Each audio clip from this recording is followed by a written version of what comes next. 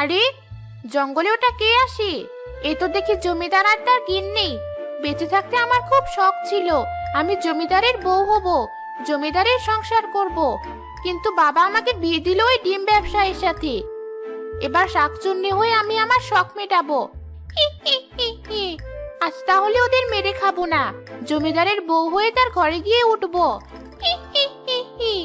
মনে লাগছে দারুণ শান্তি, শাকচুন্নি হবে জমিদার গিন্নি। দেখো গিন্নি, অবশেষে আমাদের তাহলে বনভোজনে আসা হলো। তুমি তো আসতেই চাইলে না, এখন খুব ভালো লাগছে না বলো? সে তো লাগছেই।